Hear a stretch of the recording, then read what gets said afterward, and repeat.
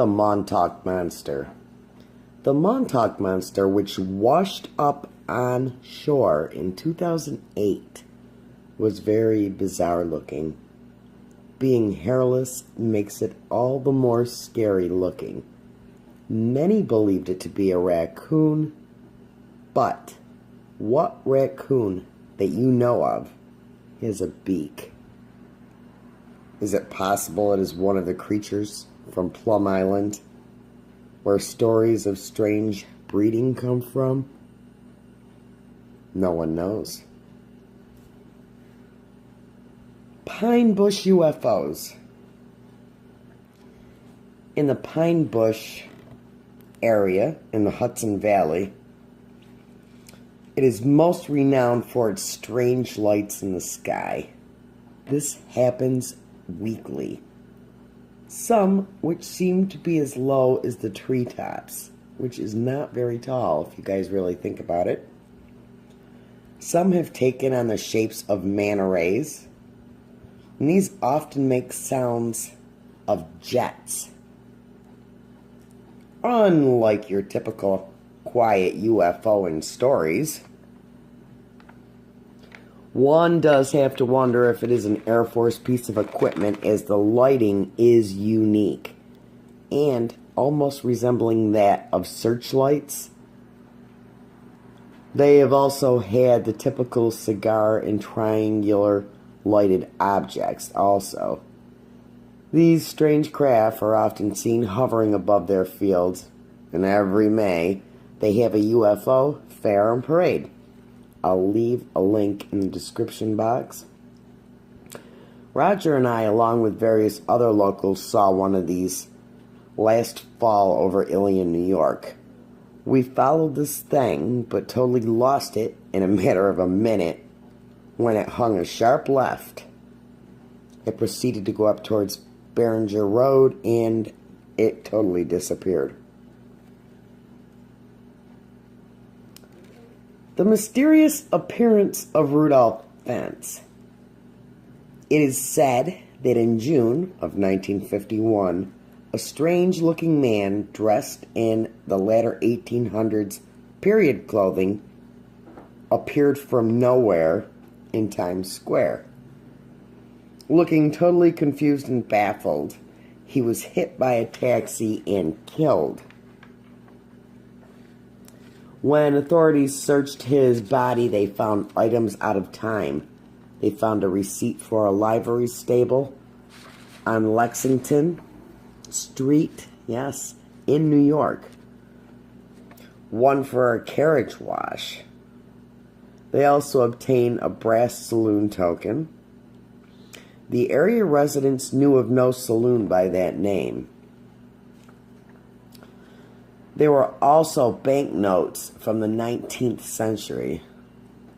Alas, there was a business card with the name Rudolph Fentz on it. The address of 5th Avenue, New York on it also. He also was carrying a letter with the 5th Ave address on it. The letter being dated is June 1876. None of these objects looked worn or old or even aged remotely. Investigators looked for the man and the address. The address was actually a business that they had no idea who he was. They searched directories and found a Rudolph Fentz Jr., and apparently it was the son of this man, but he had died at the age of 60, leaving his widow to tell the story. She claimed that at the age of 29, Rudolph Sr. had gone out for a walk and never returned. They did look up in records Rudolph's name and did indeed find it. The missing person was dressed in the same exact clothing as the deceased man. This has left some New Yorkers in awe. So, you tell me, is this story true or not? I'll let you know at the end of this video.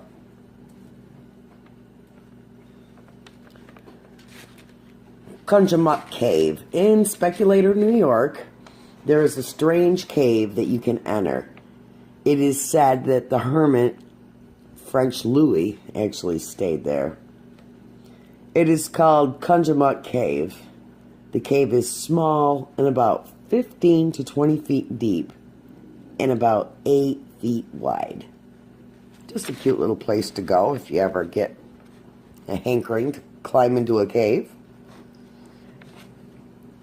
The Indian Lake Project. In October 2005, a strange blog appeared online. A man had wrote that his uncle had been walking in the woods in 1997 and came across a metal box containing weathered pictures, 3 reels of film, plus documents of kids. It was documentation of an experiment at Indian Lake. It appeared that the government was using what they called at the time Project Artichoke, which was later termed MK Ultra, experiments on these kids. The military base used to house these kids in these terrible experiments was only supposed to have been temporary, 3 to 5 years tops. This man, writing his blog, said more pictures were sent of the people in the photographs that were in the box already. They claimed that they were relatives of theirs. From 2005 to 2013, he blogged all the info he could find and even went to the site around where the box was found. As the years went on, he said he started receiving those scary phone calls. I'm sure you've all heard about them. And in 2013, he said he was done with blogging and people could find him at a Twitter account. It was used once, and that was the end of the stories. This leaves us to speculate. Either he got bored, or he was made to shut up. So if you ever get in the mood to go out to Indian Lake, take a little trip through the woods there and see what you find. The Sagamore Resort. In the 1880s in Bolton Landing, the Sagamore Resort was built. This place has been put in the top 10 of haunted hotels in the U.S. Can't have one of these kind of videos without haunting tales, right? They claim a little boy is often seen on the golf course. A middle-aged woman in a blue polka-dotted dress has also been seen moving throughout the hallways and in the hotel's restaurant. One room has been closed off to guests due to all the strange noises in the room at night. But the most scariest of stories is that of a mysterious woman that walks into rooms at night. She hovers above people while they sleep and blows chilling air on their eyelids. Ugh. Well, one of the employees claimed it was built on an old Indian burial ground.